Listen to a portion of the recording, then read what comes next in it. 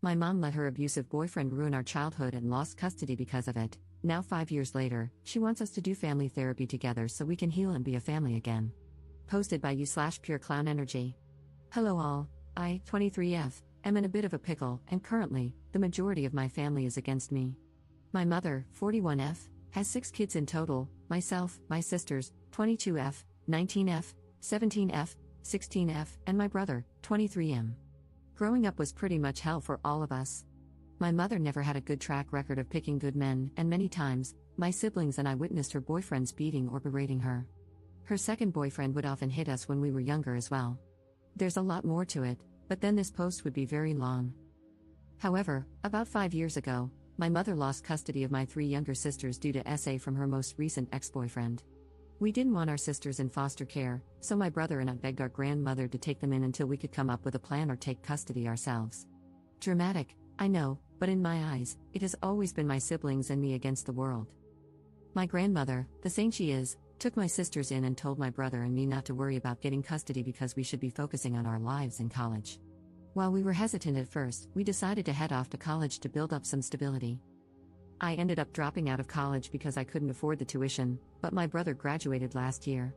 My sisters have been happy living with my grandmother, and she loves having them around.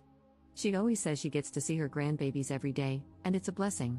They are comfortable living with her, and my grandmother has no plans to stop caring for them. Now, back to my mom. When she lost custody, my siblings, my grandmother, and I all went no contact with her. About 2 months ago, my mother emailed me, saying she wanted to reconnect and do family therapy.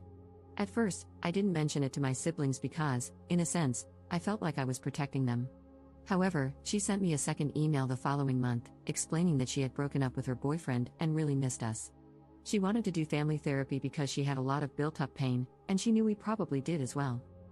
I talked to my grandmother about it, and she told me I should ask my siblings and let it be their choice. When I spoke to my siblings, the youngest ones were on board because they missed our mom. However, my other siblings and I were hesitant.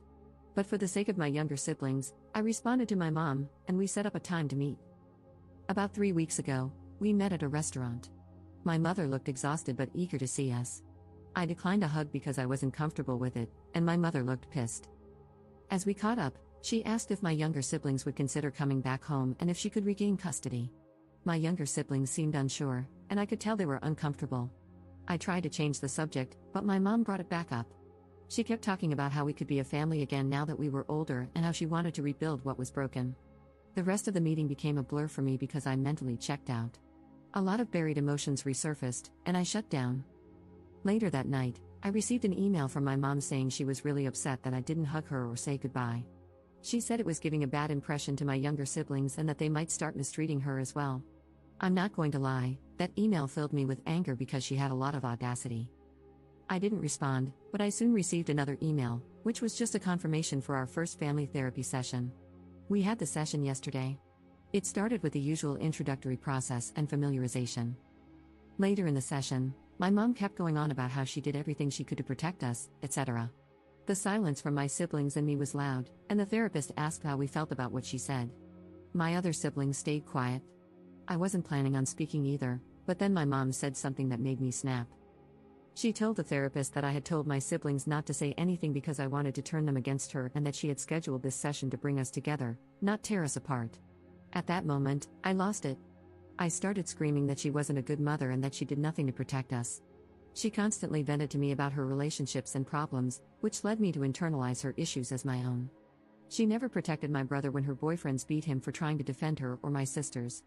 She never even thought to report her ex when my sisters first came to her about the abuse they suffered at his hands. I went off about a lot of other things, but by that point, she was bawling, and so were my siblings. I told the therapist that if anyone was splitting the family up, it was her, with her stupidity, ignorance, and outright neglect. I was breathing heavily after my outburst, and looking back, I'm not proud of how I lost control. The therapist suggested we take a break, but I told them I was done. I refused to sit there and listen to her try to blame me for her actions and problems. The session ended quickly after that. Later that night, my phone started blowing up with calls and texts from my mother's side of the family. They berated me, saying I was a horrible person for hurting my mother and making her feel terrible. They ranted about how she was trying to turn over a new leaf and rebuild a relationship with us. After all the calls and texts, I've been feeling like a crappy person for what I said to my mom. So, honestly, am I the jerk here? Up in the comments. I honestly don't even know where to begin. I'm crying because the support has been extremely overwhelming, and for once, I feel heard and seen, outside of my grandmother, of course. I truly appreciate the support. I have tried to read all the comments, but they keep rolling in. Again, thank you guys so much. I will add some context since I didn't elaborate much before because I didn't want to type a novel and make anyone read so much. My grandmother, she is my mom's mom. She cut my mom off because my mom would constantly steal money from her or sneak boys into the house, knowing my grandmother wouldn't approve. My grandmother is an SA survivor of my grandfather, my mom's dad. She actually took him to court to get him arrested, which is why she is essentially the black sheep to the majority of our family. My grandmother explained to me when I was much older that our family has a lot of SA history involving family members. Our family is highly religious and believes that we should pray over them every day to heal them. Why I felt awful, my mother is also a victim of abuse, and I felt like a hypocrite for calling her out and saying what I did, as if I wasn't taking her abuse into account. However, as many of you have mentioned, even as a victim, she still allowed the abuse to happen. I think reading that is what made me start crying. My siblings and I never got counseling because we just thought it was our fault that we experienced the abuse. In our past conversations, we often try to carry the burden of not protecting our mom more. My mom's side of the family, they are enablers and abusers themselves. My grandmother has countless stories about them. I feel as though a part of them wants my siblings and me to make up so we can appear to be a happy family. They have a serious issue with appearances. My siblings, my brother is the real star of the show, honestly. Before we even made it to the first session, he told my youngest sister that our mom would probably say a lot of things, but if she wasn't ready to talk or if she wanted solo therapy, he would pay for it in full. After the session, she decided to go for it because she has a lot of complicated feelings about our mom. My other sisters are still emotionally distraught. They thanked me for speaking the truth and saying what needed to be said. They said they couldn't say anything because they didn't know how to word it. Like me, they didn't want to be cruel. I truly appreciate all of the comments and the reassurance. I sent my grandmother the post, and she said all of you guys are rock stars and that the majority of you are right, that my mother is a C&T. If you guys have any more questions, please feel free to ask.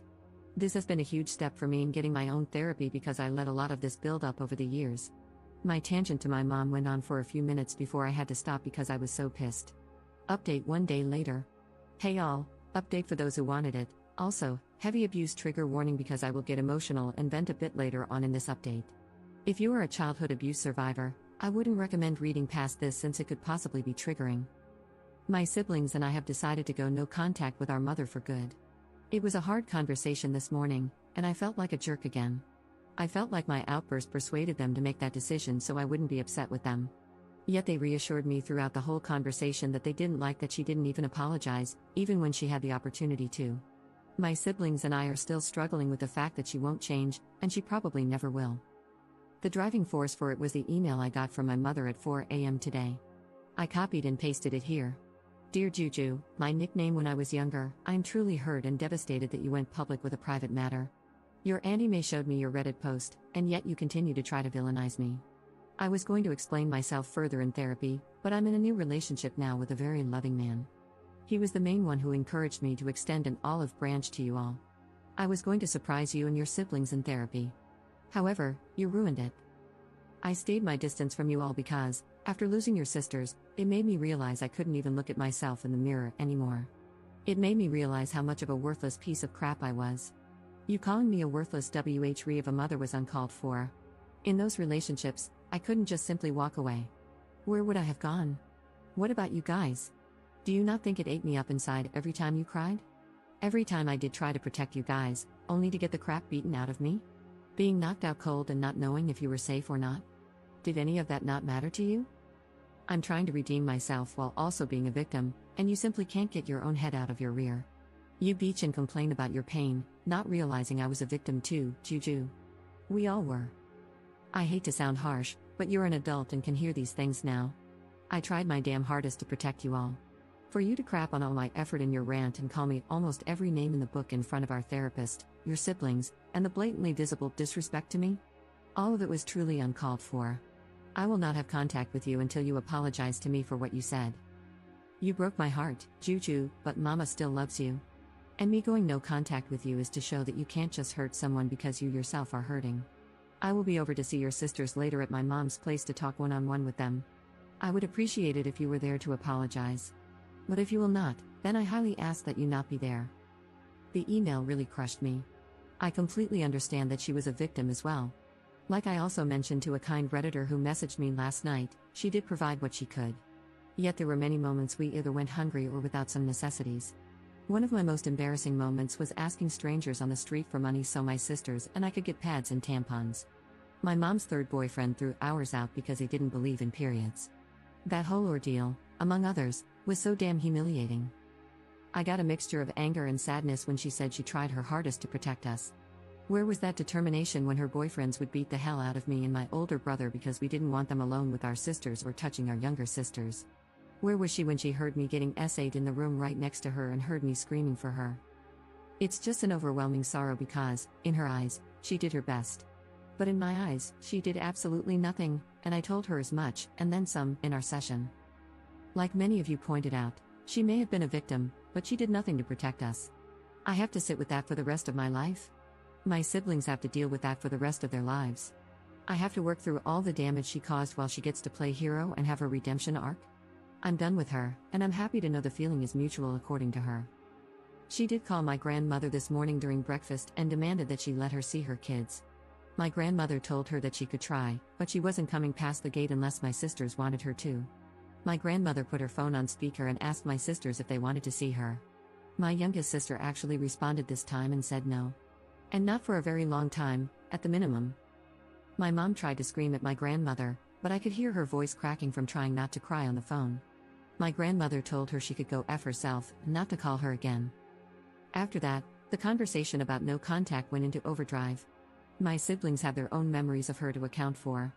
They aren't comfortable with me sharing them, so I really just shared mine and a bit of my brother's. It's all just so surreal to me. I thought that maybe she was actually okay with being alone, but here she is, not being truthful about when she broke up with her most recent ex. I didn't ask because I don't even care anymore. Yet she's already in a new relationship? It's hard to grasp that my mother just can't be alone. I even feel disgusting calling her my mother because it stings to know that she never really was a mother. Not to me or my siblings. For my family members who have been messaging me, I just blocked them on every social media platform. They stopped trying to call me since I set up my phone with an app to reject all calls from unknown numbers that aren't in my contacts. As for my mom, I copied and posted my response here. Victoria, since you are no longer my mother, I have no need for formality. You make me absolutely sick to my stomach. You know the pain you caused me and my siblings. You know you didn't do crap. You know that you never even had a grain of maternal instinct. If you did, you never would have allowed us to get hurt. I know you can't sleep at night with those thoughts running around in your head. I hope for the rest of your life, it eats you up inside. Your new boy toy will be the only thing by your side when you're frail and almost dust. I'm done allowing you to hurt not only me but my brother and sisters as well. You have no right to try to prance your happy, fake face into our lives now that you see we are doing well without you. It hurts, doesn't it? To know that even through all the BS, we are 10 times better people than you could ever imagine in your twisted little head. You don't have to worry about me contacting you. I will have nothing to do with you. Even after your death, I will have no connection and, hopefully, no memories of you. You may still be alive and breathing, but to me, you are a shallow corpse of a stranger, and I intend to keep it that way. You live in a fantasy world, and I hope on your deathbed, you have such a crippling feeling of regret that you croak on the spot. Don't ever contact me or my siblings again. My brother wants you to know he'll spit on your grave if he ever finds out you died, so sleep well with that, you effing beach. I'm not too proud of my response, but at this point, she is dead to me. She should have been a long time ago, but it felt so good to get that pain from the most internal part of my chest. I'm pretty sure she won't put up a fight since my words hurt her so much. If she does and her antics are crazy enough, I'll update again. However, for now, I'm taking a well-deserved break and signing myself up for therapy. I realize I have a lot of anger and resentment built up that I need to work through correctly and positively. Thank you all for the support and kind messages. I will be posting some of them on a vision board to help me through therapy. Thank you, Reddit, so much for being here in a time of need for a stranger. Love you all.